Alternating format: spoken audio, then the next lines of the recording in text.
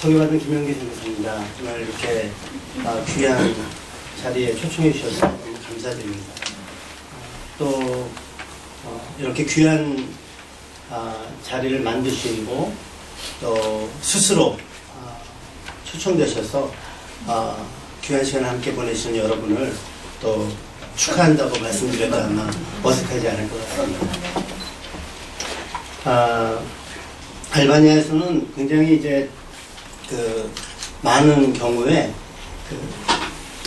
초청장을 준비합니다. 그래서 모든 모임, 경조사를 포함한 크고 작은 다양한 모임에 꼭 이렇게 문서로 된 초청장을 준비해서 전달해야 이제 그 초청을 받게 되는데 이 초청을 받고도 안 가면 굉장히 큰 신뢰가 됩니다. 그래도 뭐 우리도 마찬가지지만 그래도 우리는 막 초청장을 한 100장 뿌려서 한 10명 올 걸 기대하고 뿌리기도 하는데 거기는 정말 선별해서 꼭 올 사람들만 선별해서 초청장을 만들어서 보냅니다. 그러면 그 초청장을 받은 사람들은 저처럼 이렇게 좀 기분이 좋아지겠죠. 뭔가 이렇게 선택받은 뭐 종종 아닐 수도 있을 것입니다. 부담이 되는 초청장도 있으니까. 알바니아에서는 또 좀 남다르게 초청을 받으면 절차가 있습니다. 그래서 초청을 받은 사람은 초청장에 응답하기 위해서 몇 가지를 이제 준비를 해야죠. 복장, 그에 맞는 복장, 그에 맞는 언어, 그 다음에 선물이면 선물. 그리고 룰이 있습니다.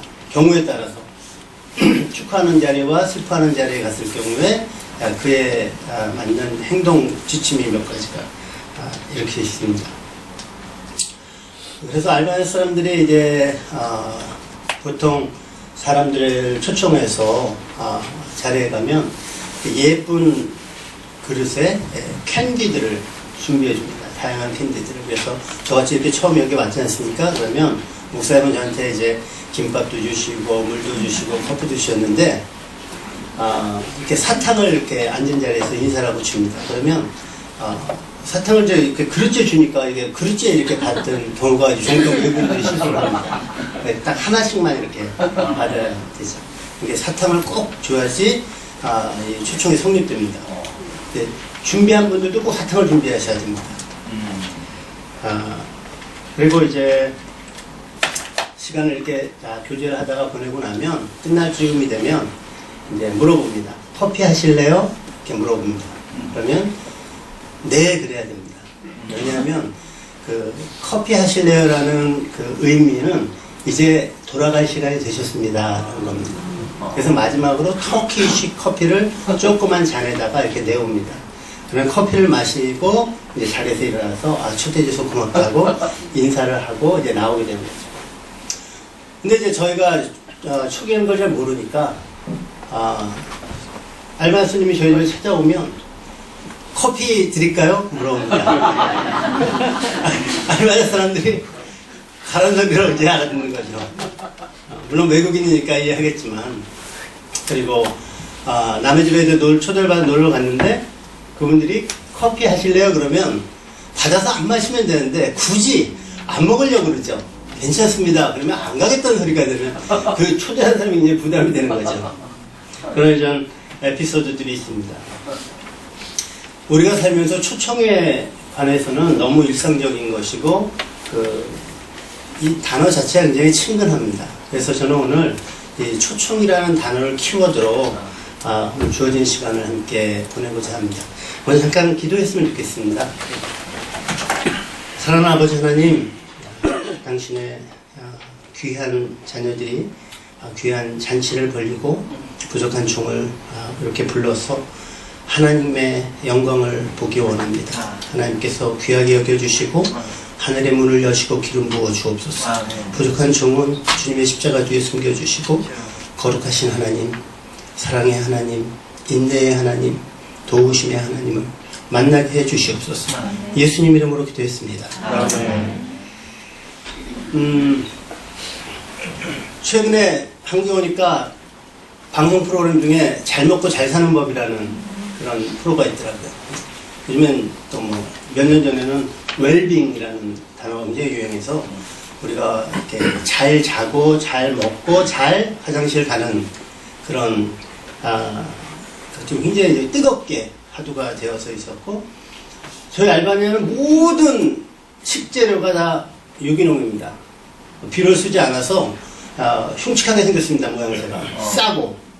근데 처음엔 저희가 그걸 굉장히 안 좋게 생각했는데 어느 날 한국에 나와서 보니까 유기농이 굉장히 비싸고 좋은 음식으로 해서 더 그렇게더라고요. 그래서 알바니아에 사는 저희가 얼마나 다행스러운지 여러분들보다 낫습니다.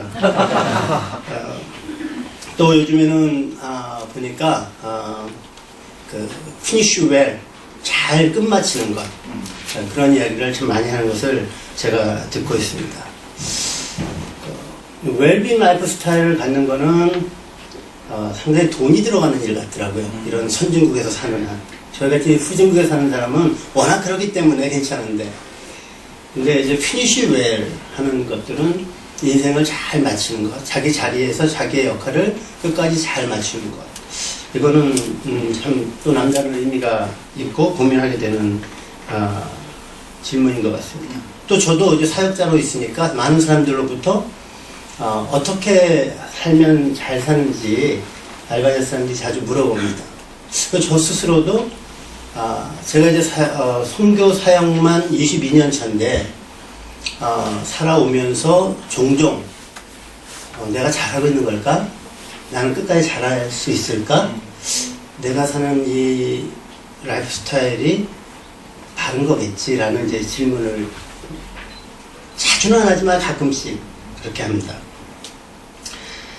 개인적으로 저는 세상에서 가장 멋지게 사는 것은 생명이라는 것과 연관된 마음을 가지고 사는 것이라고 생각을 합니다.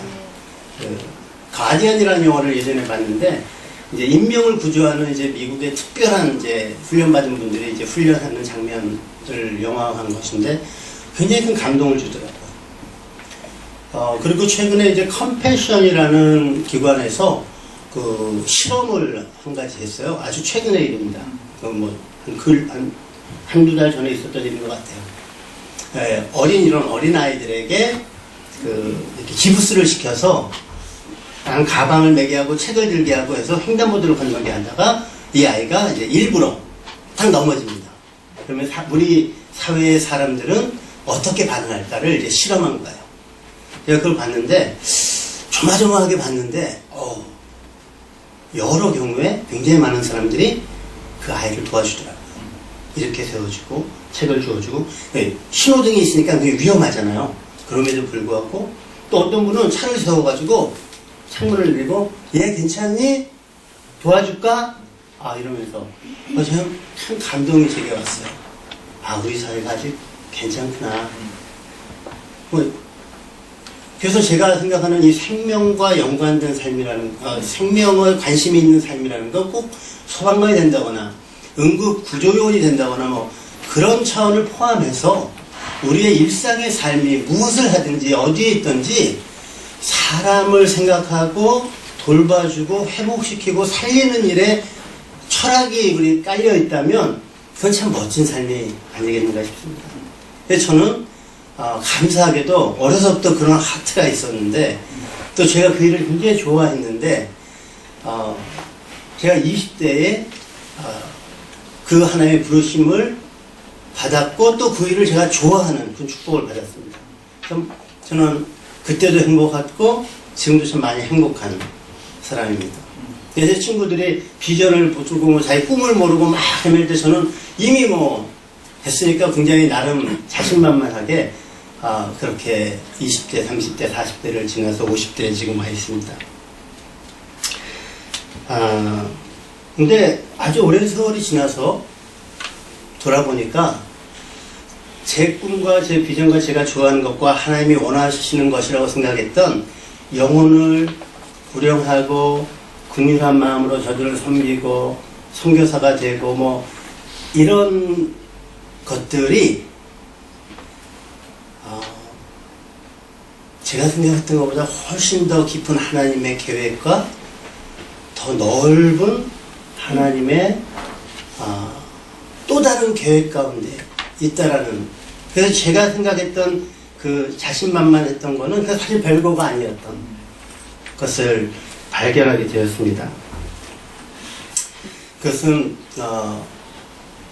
하나님이 한 인생을 세우시고 살리시는데 굉장히 오랜 기다림이라는 그 긍휼을 가지고 우리를 기다려 주신다는 것으로 이렇게 저에게는 표현되어졌습니다. 그래서 오늘 저는 두 가지 방향에서 저의 간증 시간을 나누려 하는데, 첫 번째는 한 민족을 세우시고 회복시키고 구하시려고 하는 하나님의 세미한 계획과 긍휼, 그것이 제가 살고 있는 나라에서 있어졌던 일들을 바탕으로 간증을 좀 드리고 싶고요. 두 번째로는 저라는 아주 작은 바다같이 넓은 무한한 사람들 속에서 하필이면 저에게 찾아오셔서 저를 만나주시고 저를 지금까지 이렇게 인도해 주신 그 하나님, 그래서 개인적인 하나님의 그 경험들을 나누고자 합니다.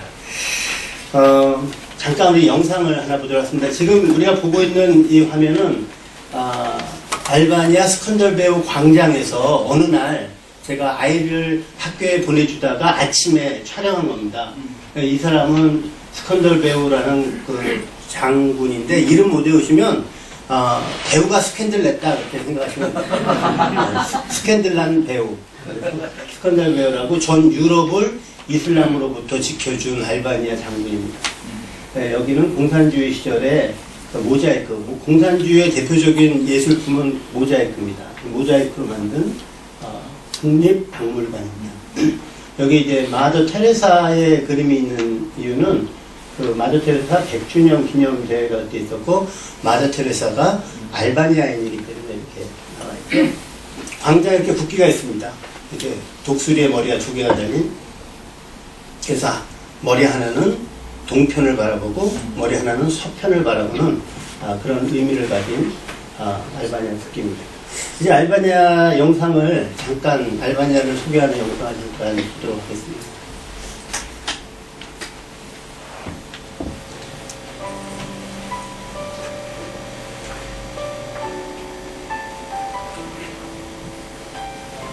In the first century, the early Christian church quickly spread beyond Jerusalem to the Balkan Peninsula, flourishing despite opposition from the Roman Empire. In 1912, Albania became an autonomous republic, but this peace was short-lived. During the Second World War, Italian fascists and German Nazi armies invaded, causing Albania to ally itself with Soviet communists. Yet at the war's end, a powerful dictator named Enver Hoxha came to power. Hoxha proclaimed Albania the world's first atheist state.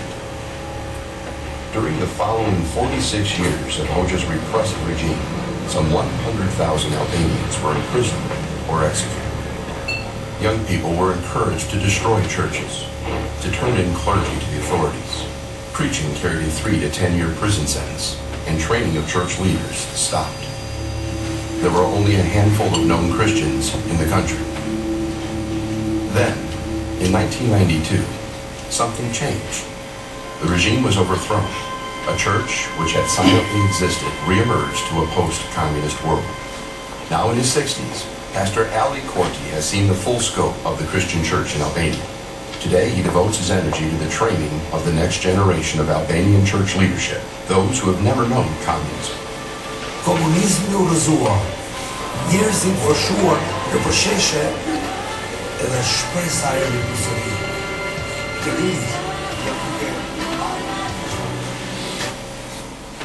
네, 여기까지만 보도록 하겠습니다. 이 알바니아는 발칸 유럽에 위치한, 발칸 반도에서도 아주 동남부에 위치한 인구 300만 명의 아주 작은 나라입니다. 우리나라의 경상도 크기밖에 안 되는. 물론 한때 마게도니아 제국 시절에는 거기가 일리쿰이라고 해서 좀 이따 제가 지도를 보여드리겠지만 꽤 큰 영토를 가진 발칸에서 패권을 가지고 있던 민족이긴 한데 계속된 이제 고난을 겪으면서 나라가 작아졌습니다. 이렇게 작은 나라. 그 작은 나라가 550년 정도를 아주 어두운 가운데 지냈습니다. 세상에서 잊혀진 바 되었고 스스로도 알바니아에서는 모든 신을 쫓아내고 우리끼리 잘 산다고 이렇게 생각하고 북한과 함께 가장 폐쇄적인 공산 독재를 벌였던 그런 나라입니다. 그런 나라에 어떻게 하나님께서 그 나라를 잊지 않으시고 오늘 저 같은 사람을 보내셔서 구원의 복음에 전파하시는지를 간증하고 싶습니다. 이게 사도 바울이 예루살렘으로부터 시작해서 복음을 이렇게 여기서 이제 바나바가 부름을 받아서 수리아 안디옥에 가서 교사로 생활하다가 사울을 만나서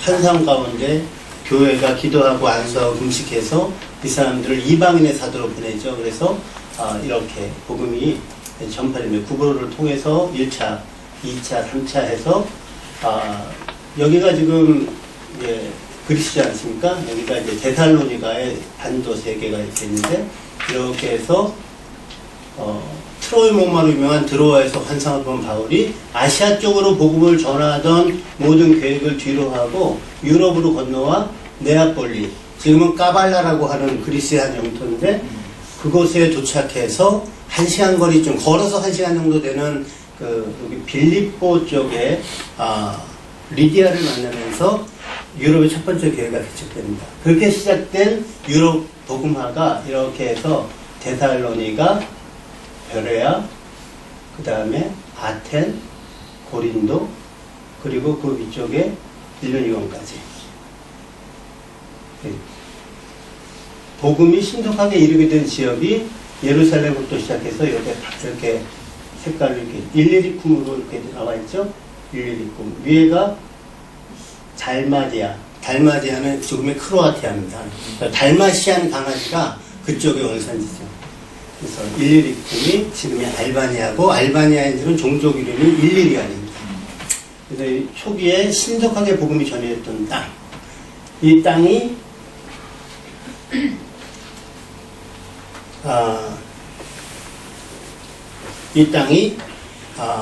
사도 바울 일행에 의해서 복음화되어서 성경에도 로마서 15장 19절 표적과 기사와 능력으로 이루어졌으며 그리하여 내가 예루살렘으로부터 두루 행하여 일루리곤까지 복음을 편만하게 전하였다.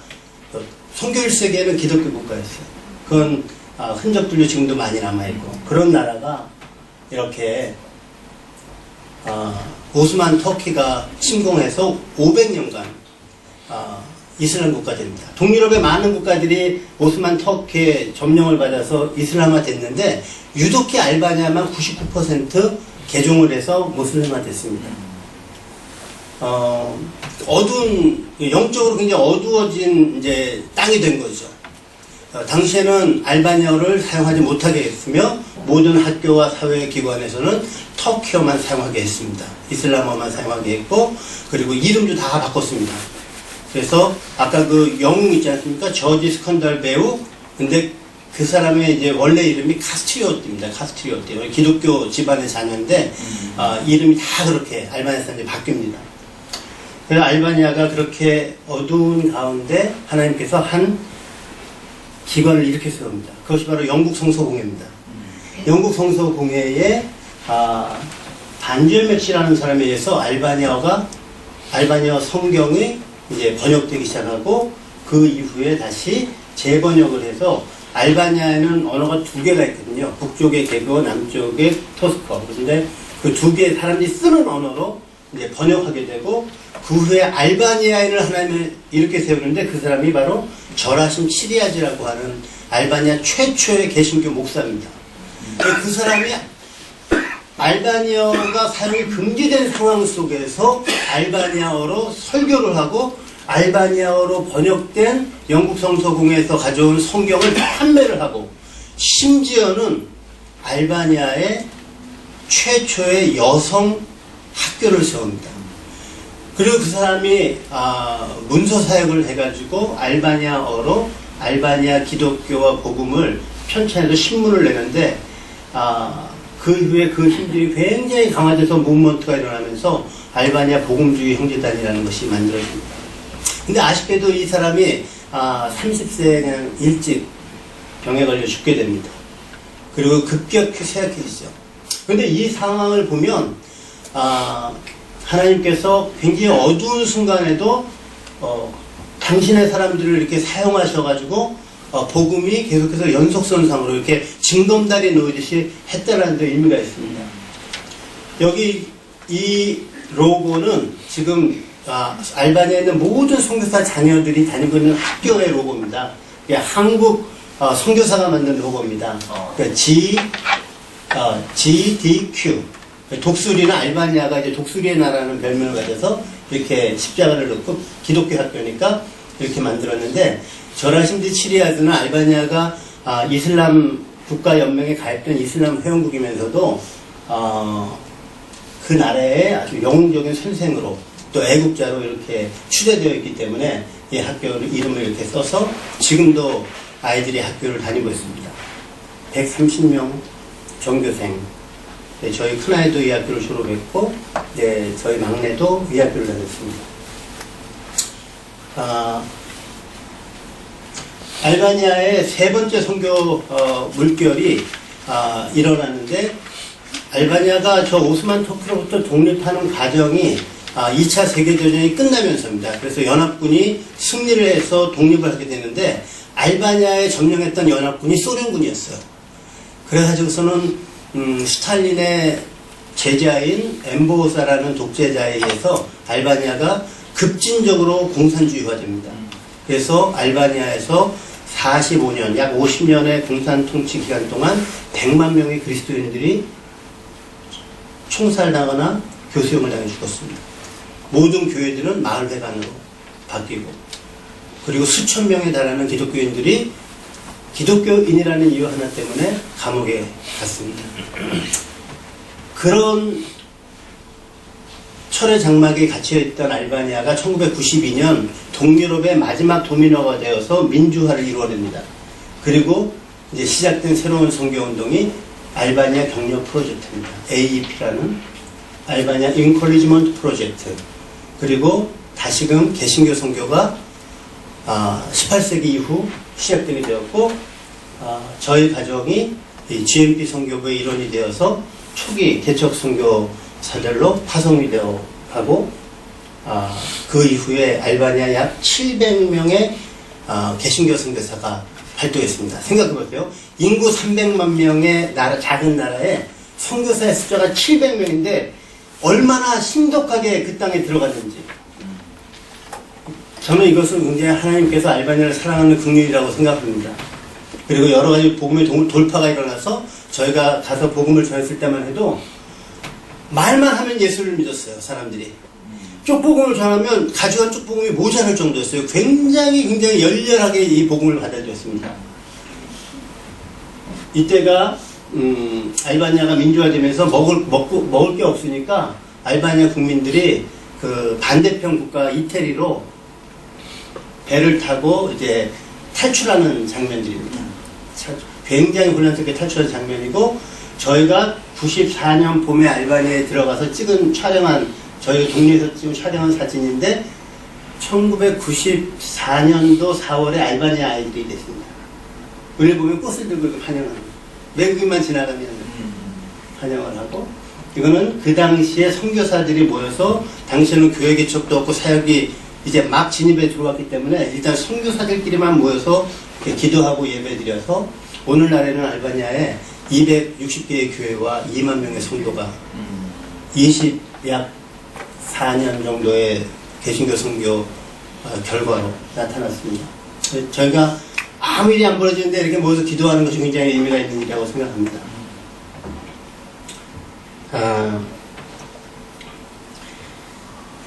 제가 알바니아에 갔더니 어떤 한 사람이 저를 찾아왔습니다. 자기가 알바니아 국립체육대학교 격기부 주임교수라고 소개를 했습니다. 명함을 주면서. 근데 지금은 달러를 환전하는 일을 하고 있다고 그럽니다. 그러면 학교에서 월급을 안 주기 때문에 우리나라 가난해서 일을 하고 있는데 내가 보니 네가 월드 챔피언이라는 얘기를 들었다.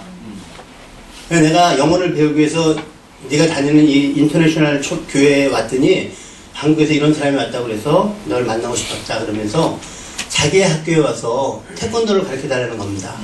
이 사람은 유럽 역도 챔피언을 지낸 사람이었습니다. 그래서 이제 태권도가 올림픽 정식 종목이 됐다는 걸 알게 되었나 봐요. 그래서 이제 이분을 통해서 이제 이분이 먼저 이제 태권도를 배운 겁니다. 교수님이. 그러니까 이분이 배우니까 이게 잘 돼가지고 체육대학에서 교양 필수 과목이 된 거예요. 그래서 제가 굉장히 유명해진 겁니다. 근데 학교에서 태권도를 가르치다 보니까 제한이 너무 많고 학교라는 것이 시설이 너무너무 형편이 없는 거예요. 그래가지고 이제 제가 티라나에 세를 하나 얻어서 태권도 도장을 만들고 이제 그 태권도 도장이 이제 교회가 이제 되어지게 된 겁니다. 그 사람이 국제교회, 인터내셔널 교회를 다닌 것이 제가 너무나 궁금했습니다.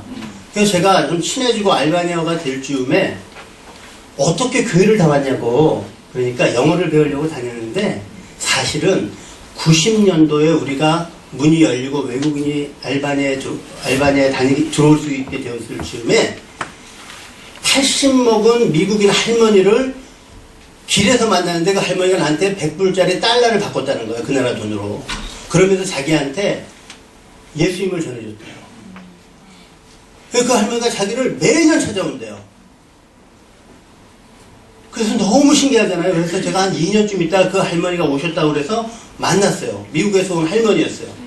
그 할머니는 40년간 MAF라고 하는 비행기를 조종하는 선교기관에서 남편과 더불어서 전 세계를 다니면서 선교를 하는 선교사님이셨는데 80년대에 하나님께서 잠을 자는데 환상을 보여주시면서 알바니아를 위해서 기도하라고 그러셨다는 거예요. 그래서 이분이 국제 MAF 본부에다가 연락을 해서 자기를 여기에 있지 않게 하고 알바니아라는 나라로 파송해달라고 이제 얘기를 했더니 유럽 본부에서 연락 오기를 알바니아는 지금 공산주의 국가로서 외국인이 들어갈 수 없다. 그래서 20여 년을 기도를 했다는 거예요. 문이 열렸는데 그 사이에 남편 되는 선교사님은 돌아가시고 안 계셨고 그분이 할머니가 되어서 미국 LA 파사디나의 선교사 은퇴촌에 사시면서 20년 동안 기도하라고 하신 하나님의 부르심에 감격돼서 그날에 와서 1년에 한 번씩 전도라고 가시고 그랬던 거예요. 제가 그 모습을, 그 이야기를 들으면서 그 할머니 저희 교회에 모셔다가 간증도 하고 잘 만나서 이야기도 하면서 어떻게 하나님이 이 한 나라를 위해서 이렇게 수십 년간 당신의 종들에게 기도하라고 하셨는지 너무너무 감동이 되는 거예요. 저는 알바니아를 가기 전에 단 1분도 기도를 하지 않았어요. 알바니아에 갈 생각이 없었어요. 그런데 제가 가서 만나는 사람들을 보면 다 누군가가 기도를 해놓은 사람들이었던 거예요. 그래서 저는 날로 먹었어요. 누구는 씨를 뿌렸고 하나님은 물을 주시고 자라게 하시고 저는 날로 먹었습니다.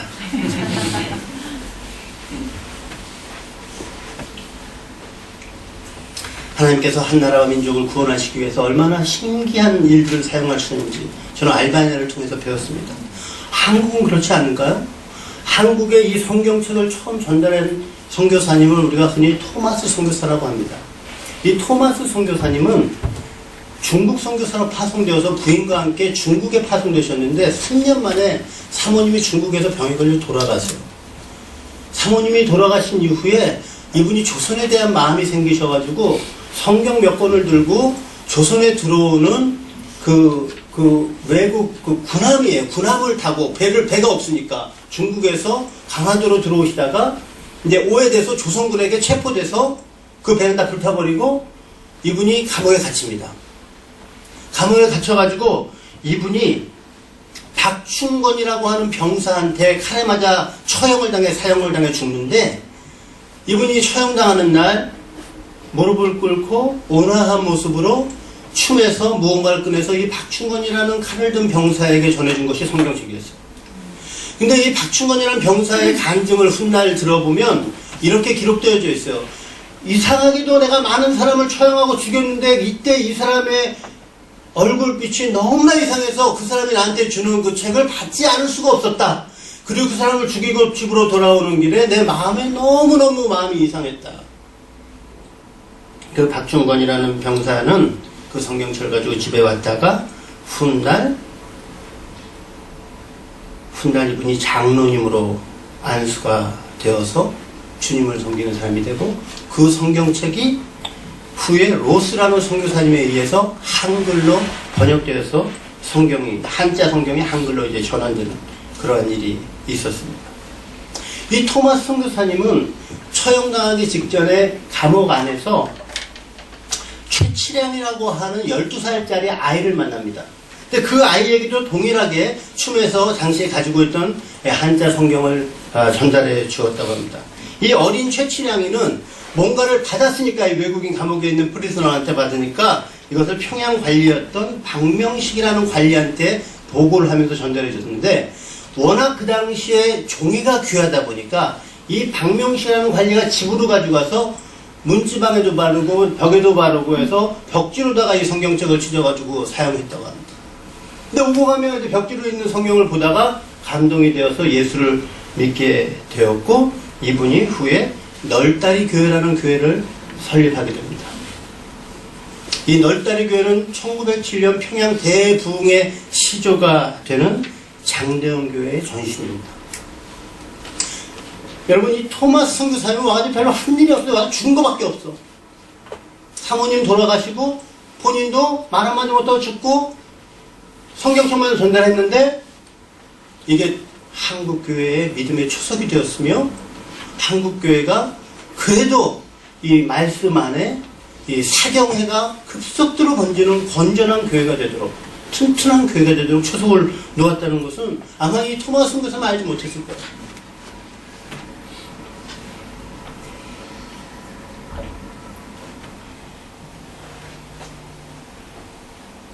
저는 그런 선교사가 되고 싶었습니다. 선교직 하기 전에 너무 많은 선교사님들의 열전을 읽었기 때문에 저는 위대한 이 세계의 이름이 드러나는 선교사가 되고 싶었는데, 저는 그냥 날로 먹는 선교사였습니다. 저 오늘 여러분들한테 보고 싶은 성경 본문이 있습니다. 요한복음 21장에 있는 말씀입니다. 시간을 좀 단축하기 위해서 제가 이 말씀을 좀 요약해서 이야기로 좀 전달해 드리겠습니다. 예수님께서 잡히시기 전에 제자들에게 종종 내가 이제 잡혀서 십자가에 못 박혀 죽고요, 3일 만에 다시 부활할 것이라는 것을 암시도 하시고 얘기도 하시고 중보기도도 하시고 제자들에게 다양한 방법으로 그 사실을 알렸는데, 제자들이 그랬습니다. 마치 제가 아마 위대한 선교사가 되겠다고 한 것처럼, 예수님, 절대로 그런 일이 일어나지 않을 겁니다. 제가 그래도 한 힘 쓰는 사람입니다. 제가 보호해 드릴게요. 아마 전에도 그랬을 겁니다. 제가 처음 시작한 이 사회생활이라고 할까요? 그 일이 이 대통령을 경호하는 일이었습니다. 그래서 제가 저래도 예수님 만약에 저랬으면 제가 나서서 제 이한 목숨 바쳐서 예수님 절대 그런 일이 없도록 할 거라고 했을 터인데, 당시 제자들도 너무너무 그랬습니다. 주님, 선생님에게는 결단코 그와 같은 일이 벌어지지 않을 것입니다. 제가 지켜줄 겁니다. 그런데 그 일은 벌어졌고, 예수님은 가이사라 감옥에서 두들겨 맞으시고 재판을 기다리시며 추운 뜰에 앉으셔서 묶여 있었습니다. 모든 제자들은 다 도망갔어요. 성경 보니까 요한과 베드로는 그래도 예수님 근처에 와서 예수님이 어떻게 되고 있는지 바라보았던 것 같아요. 예수님이 멀찌감치해서 예수님이 저 잡혀 계신데 무슨 마음으로 봤는지 모르겠지만 보고 있는데, 한 노비가 와가지고 이 베드로한테 내가 보니까 너도 저중 중에 하나 있던 사람 아니냐고 하니까 예수님을 부인하죠. 3번씩이나. 예수님을 3번이나 부인했는데 닭이 우니까 예수님 말씀하신 것이 떠올라서 크게 울었다가 누가복음 22장에 이렇게 기록되어 있습니다. 그 사건 이후 제가 읽고 싶은 오늘 본문의 말씀이 이어집니다. 이렇게 예수님이 돌아가신 이후에 제자들은 급격한 불안함에 빠져가지고서는 날마다 모여서 떨고 있었습니다. 그때 예수님께 찾아오셨죠. 그 방에 찾아오셔서 내가 다시 부활했어. 다 감격했어. 예수님 정말 살아나셨군요. 드디어. 근데 그 자리에 없던 도마가 그 얘기를 듣고 무슨 말도 안 되는 소리를 하냐고, 어떻게 사람이 다시 살아나냐고, 니네가 환상을 본 거야 라고 그랬어요. 그러니까 도마 때문에 예수님이 또 나타나셨어요. 도마에게 나를 만져보라. 네가 가진 음식 좀 달라고 나 같이 먹자고. 당신의 부활을 이야기해 주십니다. 너는 나를 만지고 본 거로 믿느냐? 나를 보지 않고 믿는 자는 복이 있도다. 그러면서 이 예수님께서 그 제자들에게 샬롬, 너에게 평안이 있을지어다.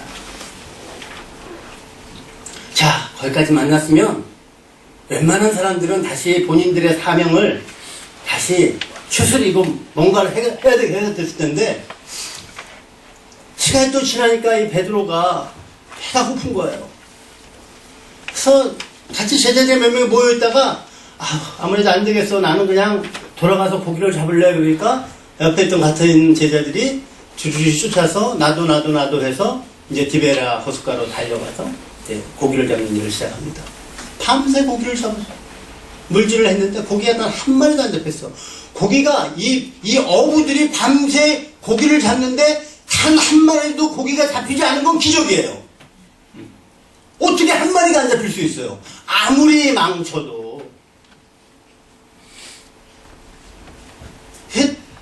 지친 몸으로 노를 저어서 해안으로 오는 새벽녘에 그 자리에 예수님이 와 계셨어요. NIV 성경을 보니까 Hey friends! 얘들아!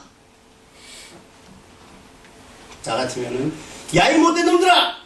니들이 내가 두 번이나 나타났는데 말도 안 듣고 내가 얼마나 많은 기적을 보여줬는데 얼마나 내가 말을 했는데 교육했는데 의심하고 배반하고 부정하고 기껏 와가지고서는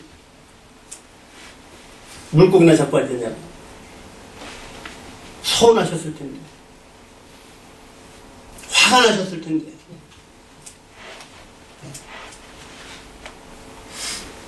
Have you any fish? 아무것도 없어. 마치 데자뷰처럼 예수님은 이들에게 안내합니다. 얘들아, 오른쪽에 그물을 내려봐.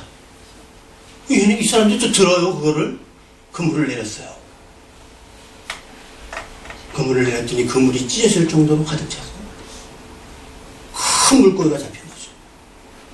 근데 옆에 있던 요한이 베드로 형한테, 형, 그 우리 예수님 같지 않아? 베드로가 깜짝 눈이 뛰어가지고 물로 뛰어내려가지고 예수님께 달려갑니다. 고기 좀 가져와봐. 거기 가니까 예수님이 그 새벽 추위에 모닥불을 펴놓으시고 손수 빵을 만들어 놓으셨어요. 추웠지? 밤새 고기 잡느라고 추웠지? 힘들었지? 이리 와서 불 좀 쬐고 몸을 녹여라. 초청하십니다. 아니, 이미 예수님이 이들에게 초청을 하셨는데 제자들이 그동안 보여줬던 태도와 상황과 현실에 관계없이 예수님께서 주셨던 그 초청장은 여전히 유효했고 파기되지 않았다는 것을 보여주는 것이죠. 조식 모임에 초청을 합니다. 이 조찬 모임은 아무나 초청하는 게 아닙니다. 특별한 경우에 특별한 사람들에게만 초청합니다.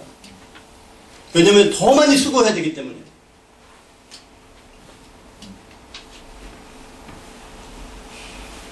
그 이야기가 제가 오늘 함께 읽고 싶은 요한복음 21장의 말씀입니다. 왜 이 말씀을 나누고 싶냐 하면요, 하나님은 우리의 어떤 상황과 어떤 환경과 어떤 태도를 넘어서 당신의 약속을 이루어 가시고 우리를 사랑하시는 그 사랑은 상황을 넘은 사랑이다 라는 것을 제가 경험했기 때문에 그렇습니다. 초청을 받은 사람은 초청에 합당한 준비를 해야 된다고 제가 말씀드렸습니다. 깔끔하게 옷을 입어야 되고 그 분위기에 맞는 옷을 적어도 단정하게 입어야 되고, 그럼 뭔가 준비를 해야겠죠. 선물이 없으면 좋은 말이라도. 알바니아에서 축하합니다 이런 말을 우리매 그럽니다. 우리매라는 말 쉽지 않습니까? 한국 사람인지에게 너무나 쉬운 말이었어요.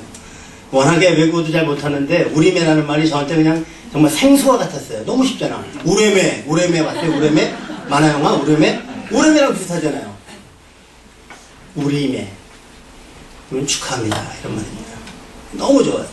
근데 이제 초상집에 가서거나 누가 마음이 아픈 사람을 만나면 이제 웅구셜리메라고 이제 위로의 말을 전합니다. 웅구셜리메.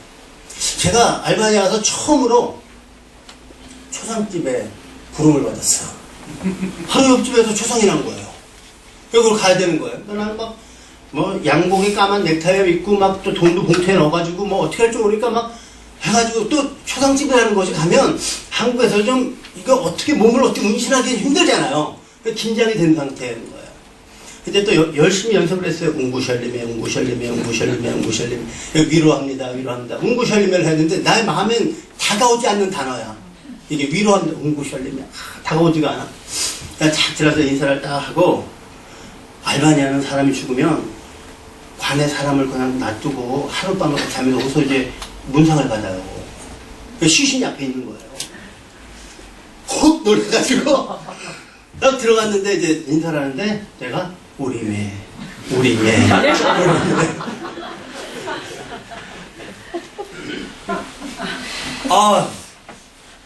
제가 나중에 이 사실 알고 얼마나 화끈하고 부끄러워가지고 죽는 줄 알았습니다. 준비되어야 되는 거죠.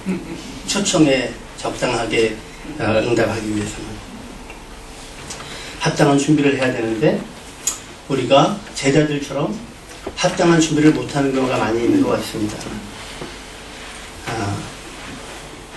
우리 예수님은 합당하게 준비를 못하는 우리에게 이렇게 샬롬의 예수님으로 찾아오셨는데 너무나 부끄러운 거예요. 제 마음도 부끄럽고 순간마다 제가 요즘에 갱년기인지 눈물을 많이 흘립니다. 근데 주님을 생각하면 너무너무 미안한 거예요. 제가 얼마 전에 국민일보와 CTS인가 기독교 방송국하고 이제 세계 스포츠 선교라는 이제 기관에서 스포츠 선교 대상이라는 걸 주셔가지고 받았습니다. 뭐 신문에도 나오고 했는데 못 보셨죠? 무명하다 보니까. 근데 어느 날 전화가 왔는데 당신이 상을 받게 되었으니 와서 상을 받으라는 거예요. 선교사가 무슨 상을 받겠어요? 부끄러운데 이미 정해놓고 기사가 아직 난 거예요. 그래가지고서 있는데 우리 선교부에 있는 다른 지체들이 이제 안식년 들어와서 선교부에서 봉사를 하고 있는데, 선교사님 혹시 선교부에 좀 안식 좀 오니까 가봐 그러더라고요.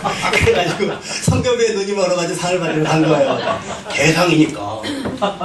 근데 막 전에 받은 사람 막 장미랑 받고 막 이런 높은 목사님들 받고 막 그랬더라고요. 제가 갔는데 상을 받고 난 이후에 2주일 동안 제 마음이 너무 아팠어요.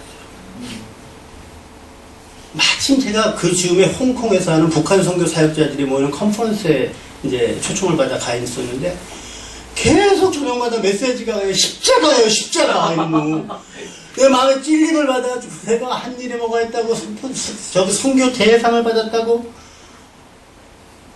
너무너무 마음이 아팠어요.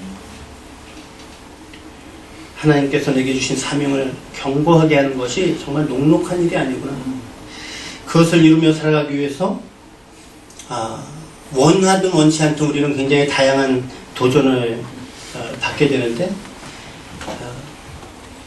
이런 제가 갈등했던 그런 것들이 아마 내면적인 도전이라고 생각합니다. 저희가 94년 4월 1일 날 알바니아에 도착했는데 정말 일이 잘 됐어요. 이게 태권도라는 툴이 있으니까 알바니아는 막 제가 말도 안 되는데 방송 아침에 아침마당이라는 방송이 있거든요. 그 나라도 거기에 가가지고 제가 막 엄청 막 인터뷰도 하고 막 잘 나갔어요. 막 신문에 하고 지나다니는 사람들이 저한테 커피 한잔 하자 그러고 커피 한잔 하자 그러는데 저는 커피를 싫어하니까 커피 하나 노 했죠. 그 좋은 전도의 기회를 다 잃어버리고 그까지 살았는데 태권도만 잘 된 게 아니라 태권도를 잘하니까 막 이 사람들이 막 엄청나게 몰려오는 거예요. 감당할 수 없을 정도로 전국적으로. 그래서 저희가 교회를 개척했잖아요. 교회를 개척했더니 막 자기 친척, 엄마, 누나 막 다 들어오는 거예요. 막 예수는 아무도 안 믿어. 근데 꽉 차 있어. 더 신기한 거는 저는 알바니아말을 잘 못해. 그냥 앞에서 기타를 들고 찬양을 인도하는 거예요. 말도 안 되게 인도하는 거죠. 그냥. 나만 성령 충만해. 시간 되면 저 설교하고 또 이게 잘 가르쳐야 된다고 해서 또 헌금을 꼭 했네. 그냥 헌금 바구니 돌리고.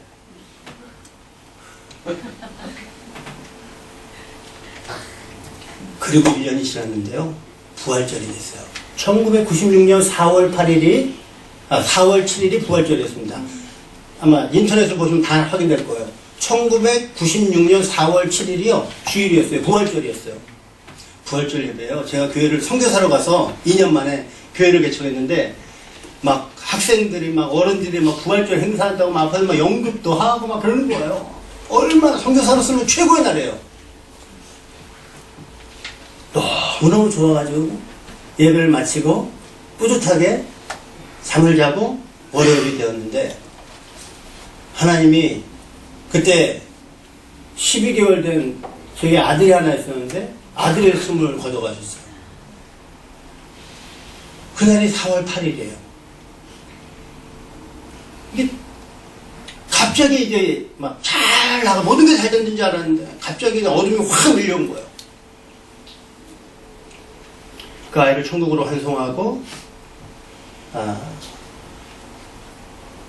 저희 부부가 아주 어려운 시기를 보낼 때 주님께서 이 말씀을 주십니다. 지금은 너희가 근심하나 내가 다시 너희를 보리니 너희 마음이 기쁠 것이요 너희 기쁨을 빼앗을 자가 없느니라. 그날엔 너희가 아무것도 내게 묻지 아니하리라.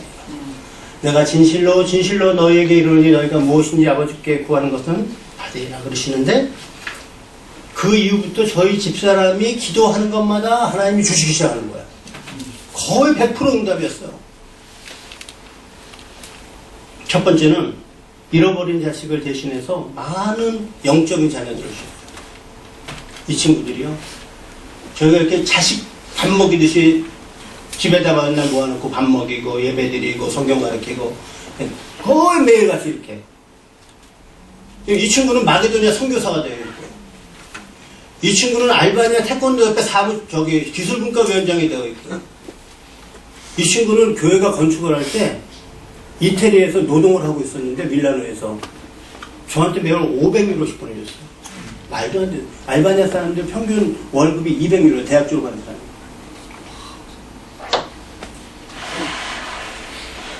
이 사람은 요 뒤에 얼굴 가렸네요. 이 사람은 알바니아 성경학교에 학장이 되어 있습니다. 이 자매는 티라나 태권도단의 수석 코치입니다. 국가대표 코치도 합니다. 이 친구는 우리 샬롬 병원이라고 있는데 우리 GMP 선교사님이 하는 그 병원의 행정 대표를 하고 있습니다. 하여튼 굉장히 많은 지도자들이 나왔습니다. 그리고 하나님께서는 말에 어눌하고 지식이 부족한 제게 언어의 은사를 주셔서 굉장히 다양한 사역을 하게 해주셨습니다. 통역하는 사역을 굉장히 많이 했고 이렇게 김무성 씨가 왔는데도 제가 통역을 했습니다. 이 사람은 지금 알바니아 침례교 교단의 사무총장이 됐습니다. 이 사람은 교회 개척가가 되었습니다. 이 사람은 제 아내입니다. 주 뒤에 앉아 있습니다. 건강하게 잘 지금까지 살아오고 있습니다. 그리고 이 사진은 작년 4월에 알바냐 목회자들을 다 비엔나로 저희가 모시고 가서 그 기도 세미나를 인도했던 사진입니다. 그러니까 제가 얼마나 사역적으로 잘하고 있는 겁니다. 네. 이 정도면은 뭐 제가 여기 대통령도 이렇게 통역도 합니다. 그러니까 그렇게 웅구셜림에 해야 되는데 우림에 했던 제가 개천에서 용났습니다.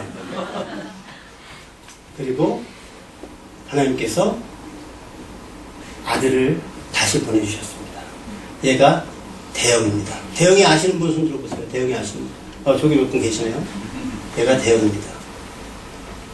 얘는 태어나서부터 알바니아 사람들만큼만 삽니다. 그러니까 알바니아화가 가장 많이 돼서 너무나 알바니아인처럼 돼가지고서는 저의 속을 많이 썩였습니다. 저 아이가 고등학교 2학년을 보내면서 많이 아팠습니다. 지금 19살이 되었는데 얼마나 저에겐 위로의 자식이겠습니까? 하나님께서 다시 보내주셨는데 저 녀석이 자라면서 얼마나 힘들었는지 학교에서 속을 많이 썩였습니다. 지독한 사춘기더군요. 제가 어찌할 바를 모르고 때려도 안 되고 위협을 해도 안 되고 돈을 줘도 안 되고 제가 오직 그런 맥북까지 줬습니다. 안 됐습니다. 그래서 기도를 했습니다. 작년 2월이었어요. 이렇게도 안 되고 저렇게도 안 되고 학교에서는 계속 문제를 일으키고 제가 개척한 교회에 조그마한 십자가가 걸려있는데 그 앞에 무릎을 꿇었습니다. 오후 5시가 되었어요. 알바니아에서 2월은 아직도 축축하고 어둡습니다.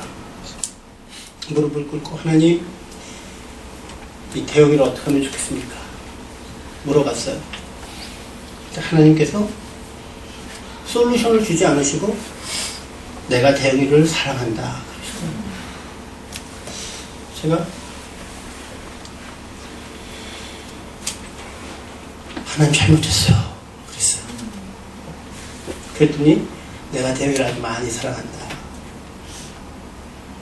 제가 하나님 용서해 주세요. 제가 제 아들이라고 생각했어요.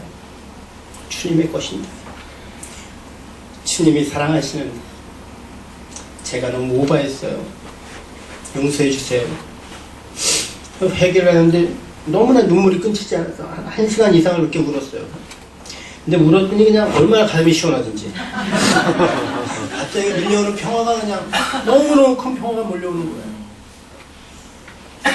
대학이를 데리고 차를 운전하면서 제 마음속에 갑자기 대영에게 말을 해야 되겠다는 생각이 들었어요. 대영아, 아빠가 생각해봤는데 네가 많이 힘들었겠더라. 힘들었지? 미안하다. 아빠가 몰랐네. 가만히 듣고 있더라고요. 그리고 그 대화가 끝난 이후부터 이 아이가 변하기 시작했어요. 학교 가기 싫어하는 건 똑같은데 그래도 일단 대화를 하고 피식피식 웃고 가끔씩 CCM을 들려주면서 아빠 이런 좋은 CCM이 나왔어 들어봐. 그리고 자면서 맨날 힙합만 듣더니 CCM도 듣고 성경 이야기도 하고 가끔씩 저한테 와서 아빠 하나님의 은혜로 사는 거야. 그렇게 해서 지금 한국에 나와 있습니다. 고등학교를 다 마치지 않고 나갔습니다. 큰 걱정거리라고 생각했는데 제 마음은 편안하고 아이가 편안합니다. 자신의 삶을 잘 살 것 같습니다. 그렇게 하나님께서는 저희의 기도를 이렇게 들어주셨습니다. 깊은 고난을 겪고 아이를 이방 땅에 묻는 것이 쉬운 일은 아니었는데 또 오랫동안 상실감이 저희들의 가슴에 있었는데 이제는 그것이 어떤 감사의 제목처럼 이렇게 여러분들 앞에서 또 자주 이렇게 말을 해도 그렇게 나쁘지 않습니다. 또 이렇게 사역을 잘할 때 유명해지고 좋은 자리에 자꾸 초청받을 때 역시 고통을 받는 것과 같은 위기가 제 속에 있습니다. 세상에서 잘하는 게 잘하는 것이 아닌 것 같습니다. 우리가 얼마나 참 제가 얼마나 참 사악한 존재고 악한 존재인지 조금 잘해서 올라가면 내려올 줄 모릅니다. 그냥 제가 잘해서 거기 왜 있는지 알고 좀 잘못해가지고서는 바닥에 처져 앉아있으면 그냥 다시 또 올라올 생각을 안 해요. 자신 자존감도 약하고 그냥 버려진 존재같이 그렇게 사는 게 저의 인생입니다. 그런데 하나님은 그런 저에게 너는 참 귀하다. 내가 널 참지는데 얼마나 귀하겠니? 특별하고 내가 사랑하고 널 돌볼 것이고 내가 너와 함께 할 것이고 그러는데도 계속해서 우리를 망가뜨리려고 하는 사단의 이야기에 빠지는 겁니다.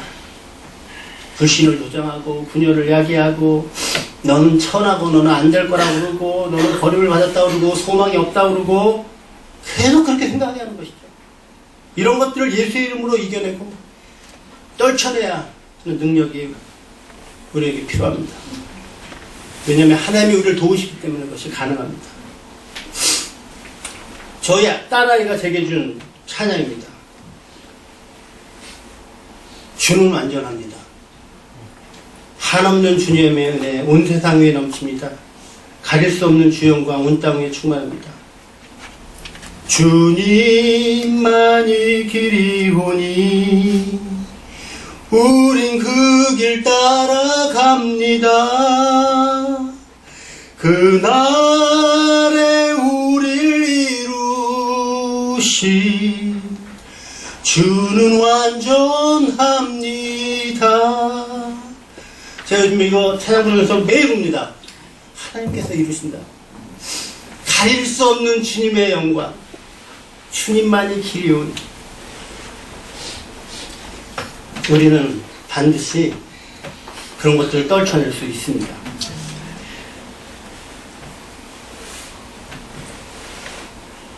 이 사진은 1997년 알바에 내전이 났을 때 저희 가족이 미국, 이게 블랙호크라는 비행기인데 이 전투용 헬기입니다. 미군의 주력 헬기. 이게 티라나 미국 대사관 뒤에 내려서 들어와 있는 모든 외국인들을 이렇게 탈출시키는 작전이 있었습니다. 알바니아 전역에서 탱크가 올라오고 기관포가 쏘아지고 24시간 쉬지 않고 총성이 있었고 심지어는 저희 집 벽에 총탄이 계속해서 이렇게 박히고 길을 걷는 우리에게 그러니까 이 탈출의 생각에서 길을 가고 있던 우리 가족에게 우리 가족을 가운데 두고 미군과 알바니아 반군이 막 교전을 벌이고 그런 일이 저희 가족에게 있었습니다. 수많은 사람들이 약탈을 당했고 많은 선교사들이 차량을 도둑당했고 심지어는 일부 선교사들은 총탄에 맞았습니다. 저희 가족이 마지막으로 저 헬기에 몸을 싣고 미국 항공모함에 구출되었습니다. 그리고 1997년 2월 저희가 로마에 있는 한 수양관에 한국 대사관에서 마련해준 수양관에 모여서 먼저 탈출한 선교사님들과 함께 이 말씀을 읽었습니다. 사람들로 우리 머리 위로 타고 가게 하셨나이다. 우리가 불과 물을 통과하였더니 주께서 우리를 끌어내사 풍부한 곳에 들이셨나이다. 선교사들이 저를 붙들고 통곡하고 울면서 하나님께서 당신의 종들을 살리시기로 마음 먹으면 미군도 동원하고 미국에 들은 델타 포스 팀도 동원하고 블랙호크도 동원하고 항공모함도 동원하고 우리를 지키신다. 그리고 저희가 탈출했고 알바니아 계엄령이고 공항과 항구가 폐쇄되었기 때문에 들어가지 못한 채 저희 가족은 목동에 있는 GMTC라는 훈련원에서 막 완공을 한 믿음의 집 303호실에 입주를 했습니다. 저희 가족이 처음으로 이제 그 건물을 짓고 나서 들어갔습니다. 한국에서 굉장히 유명해졌습니다. 언론에서 많이 우리 가족을 보도했고, 실제로 저희가 뉴스라인에 초대석에 나가서 인터뷰도 했고, 근데 제 마음속에 들려오는 하나님의 음성이 있었습니다. 이제 더 이상 알바니아에 못 가겠구나. 선교는 끝났구나. 가슴이 너무너무 메어져서 그 옥상에 올라가서 제가 하나님께 그랬습니다. 하나님, 550년을 참으셨는데, 선교사들이 다시 들어가서 잘할 줄 알았는데, 제가 먼저 잘 못했습니다. 제가 들어가서 하나님께 순종하지 못했습니다. 한 번만 더 기회를 주세요. 그럼 정말 잘할게요. 다시 들어가게 해주세요. 저희 선교 어른들은 난리가 났습니다. 그런 기도하지 말라고. 위험하다고. 계속 기도했습니다. 2달 기도했습니다. 첫 번째 응답이었습니다. 응답은 저희 집사람으로부터 왔습니다. 에휴, 가 혼자. 저는 하나님의 음성이라고 생각했습니다. 비행기표를 끊었습니다. 바로 저희 이때 이사장이셨던 이태영 목사님이 저를 당신 집으로 부르시더니, 형제, 왜 말을 안 듣지? 혼이 났지만 저의 마음속에는 선교의 기회는 항상 열리는 것이 아니라는 조바심이 있었습니다. 하나님이 550년을 기다리셨지만 내가 잘못하거나 혹 하나님이 문을 닫으시면 못할 수 있는 거다. 내가 선교사로 부름받았다고 당연히 선교에 일이 있다라고 착각했던 것을 하나님이 깨우셨습니다. 내가 목사라고 설교할 기회가 항상 있다고 착각했지만 하나님이 막으시면 못한다는 걸 알았습니다. 내가 주님을 섬기는 것도 하나님이 허락하셔야 하나님이 막으시면 그치 마음이 너무 힘들었습니다. 그래서 하나님 용서해 주세요 그랬습니다. 혹 우리 선교사들이 잘못한 거는 다 제 잘못입니다. 용서해 주세요. 감히. 그리고 계엄령 중인 나라에 제가 다시 들어갔습니다. 그가 6월입니다. 그리고 지금까지 하나님께서 신실하게 인도해 주셨어요. 사랑하는 성도 여러분, 이제 제가 준비한 시간이 거의 마무리되어져 갑니다. 제가 보니까 초청을 받은 주님의 초청을 받은 사람으로서 합당한 삶을 살기 위해서 굉장히 많은 시련이 또 도전이 우리에게 있는 것 같습니다. 내부적이든 물리적이든 아니면 내면적이든. 그런데 중요한 것은 하나님께서는 신실하시다. 기다리신다. 당신의 방법이 있으시다. 당신의 계획이 있으시다. 그럼에도 불구하고 주님께서 우리를 부르셨기 때문에 우리는 신실하게 받은 사명을 감당하고 그 초청에 응할 태도를 가지고, 바른 태도를 가지고 살아야 하는데 우리 힘으로 안 되는 것 같습니다. 우린 그런 힘을 가진 존재 자체가 아닌 것 같습니다. 피곤한 자에게는 능력을 주시며 무능한 자에게는 힘을 더하시나니 소년이라도 피곤하며 곤비하며 장정이라도 넘어지며 쓰러지되 오직 여호와를 앙망하는 자는 새 힘을 얻으리니 독수리가 날개치며 올라감 같을 것이요 다른 박질하여도 곤비하지 아니하겠고 걸어가도 피곤하지 아니하리로다. 참 놀랍게도요, 하나님의 나라에 합당하게 살기 위해서는 하나님에 의존해야 되는 거예요. 하나님의 전적으로 의존해야 돼요. 요한복음 15장의 말씀처럼 우리가 가지라면 포도나무에 굳건하게 붙어 있어야 그 양분을 얻고 필요한 열매를 맺을 수 있다는 거예요. 그 의존이 되어 있는 거죠. 우리 스스로가 되는 것이 아닙니다. 디펜던스 된 삶을 살아야 된다는 것입니다. 그런데 너무나 놀랍게도 이 디펜스, 이 의존 자체도 우리 힘으로 안 되는 겁니다. 내가 의존을 하고 싶다고 의존이 되는 게 아니에요. 하나님, 주님께 꼭 붙어있게 도와주세요. 주님이 해주셔야 됩니다. 좋은 열매를 맺기 위해서, 주님께서 기뻐하는 그런 삶을 살기 위해서, 주님께서 주시고 부탁하신 일을 잘하기 위해서, 그래서 종종 가지가 잘려져도 아파도 추워도 하나님께서 그 과정을 통해서 뭔가를 일하신다라는 믿음을 갖는 것이 참 중요한 것 같습니다. 제가 예전에 한 만화 영화를 봤는데 예수님께서 만화의 주인공에게 나무를 하나 맡기고 갑니다. 그럼 사람들이 그 나무에 있는 표지판을 보고 바른 길로 이렇게 가는 거예요. 그래서 예수님이 다시 올 때까지 그걸 잘 잡고 있으라고 만화는 얘기하더라고요. 근데 바람이 불고 비가 오고 눈이 오는데 예수님이 안 오시는 거예요. 이 사람이 지쳐가지고 넘어진 거예요. 그때 예수님이 오셔서 칭찬해 주시고 이렇게 허그해 주시는 그런 만화 영화를 제가 봤었습니다. 마치 그런 것이 아닐까 싶습니다.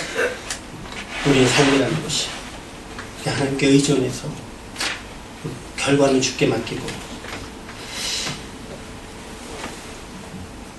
두 번째로는 우리는 상승하는 삶을 살아야 될 것 같습니다. 주님의 사명을 잘 감당하고 그 초청받은 사람의 본 모습을 잘 갖기 위해서 우리는 상승해야 되는데, 그 미로를 가보신 적 있으신가요?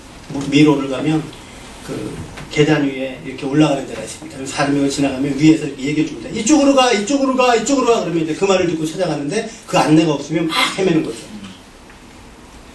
요즘에 또 드론의 시대입니다. 많은 사람들이 드론을 하는데 드론 때문에 우리는 굉장히 아름다운 화면, 전에 보지 못하던 화면들을 보게 됩니다. 날아다니면서 이렇게. 저는 이 상승은 거룩이라고 생각합니다. 상승해서 거룩한 삶을 유지하는 것. 그렇지 않으면 우리는 고립되어지게 되고, 헷갈려져서 낙심하게 되어지고, 그리고 불평하게 되어지고, 그래서 하나님께서 우리를 창조하신 목적에 맞게 살지 못하게 되는 것 같습니다. 제가 하나님께 날마다 붙어 있으려고 하는 이유가 거기에 있습니다. 실패할 때, 억울할 때 없겠습니까? 성사할 때 억울할 때 많습니다. 제가 어느 날 한 선교사가 저한테 연락이 왔습니다. 길에서 어떤 사람을 만났는데 자기를 선교사라고 소개하던데요. 근데 명함을 주면서 선교사라면서 GMP, 한국해외선교회 GMP 선교부 선교사 김용이라는 명함을 주면서 자기가 선교사라고 부릅니다. 그래서 자기는 우리 선교부 안에 선교사님이랑 똑같은 동명이인인지 알고 인사하고 왔다는 겁니다. 이런 한심한 사람 같으니라고. 요즘에 많은 이단들이 이런 일들을 저지릅니다. 어떤 데는 저는 알지도 못하는데 제 이름이 올라가 있기도 하고, 심지어는 어저께도 제가 보스니아 선교사를 만났는데 그 보스니아 선교사님의 사진이 그 신천지 무슨 천문 무슨 신문에 거기에 났답니다. 그래서 자기 멤버이냐. 얼마나 위험한 시대에 우리가 살고 있는지 모릅니다. 상승해서 하나님의 거룩을 유지하지 않으면 우리는 본질을 금방 잃어버리게 될 것 같습니다. 또 우리가 날아오르기 위해서 절제가 필요합니다. 갈라디아서에 있는 성령의 9가지 열매 중에 절제가 있습니다. 영어로 번역된 말은 self-control입니다. 저는 아주 오랜 세월 운동을 했습니다.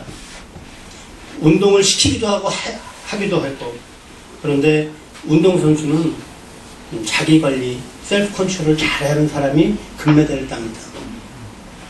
먹는 거, 자는 거, 운동시간, 사람과의 만남, 굉장히 의외로 운동선수들이 똘똘합니다. 운동선수들이 약간 좀 단순하고 무식한 건 있습니다. 그런데 의외로 똑똑합니다. 자기관리를 굉장히 잘하는 사람들입니다. 그렇지 않으면 금메달을 딸 수 없습니다. 우리가 만약에 하나님을 기뻐하는 그런 삶을 살려면 셀프 컨트롤을 잘해야 되는 것이죠. 최근에 우리 동네 예체능이라는 걸 저는 즐겨봤습니다. 유도를 했는데 뭐 TV를 안 보시는 분들이 많으니까 잘 모르실 것 같아서 제가 설명해 드리겠습니다. 강호동이라는 씨름 선수가 있습니다. 유명한 연예인이 되었는데 그 사람이 이제 하나 인도하는 그 TV 프로그램이 있는데 버라이어티 프로그램인데 이게 우리 동네 예체능입니다. 그 이름이. 이제 유도편을 최근에 몇 달간 했는데 제가 그걸 보면서 참 신기한 단어를 하나 발견했습니다. 저는 유도를 잘 모르니까. 유도 심판이요. 유도 경기를 하다가 딱 선포합니다. 거기까지! 그러면요, 유도 경기가 끝난 겁니다. 내가 아직 힘이 남아있어도, 분이 안 풀렸어도, 억울해도 끝나는 거예요. 거기까지. 멋진 말입니다. 그래서 저도 오늘 여기까지.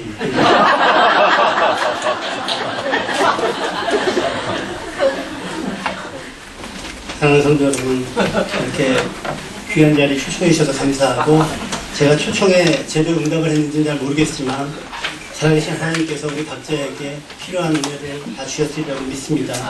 완전하신 하나님, 아무리 가리려고 해도 가릴 수 없는 우리 하나님의 예수님의 영광, 그분이 우리의 길이시고,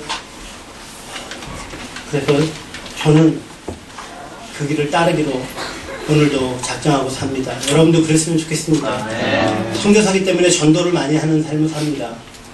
근데 요즘에 세상이 변해서 전도가 말로 잘 안 됩니다. 그래서 오늘 본문을 보면서 제가 그런 걸 느낀 겁니다. 선교는 하나님의 것인데 그 하나님이 나의 언어와 외모와 삶을 통해서 드러나야 되는 것이 진정한 선교구나. 그런 걸 배웠습니다. 저도 앞으로 언제까지 하나님께서 일을 하게 하실지 모르겠지만 제 속에서 우리 그리스도께서 이렇게 발견되어지는 삶을 살았으면 좋겠습니다. 그것을 위해서 기도해 주시고요. 저도 우리 이한교회를 위해서 그렇게 기도하겠습니다. 감사합니다.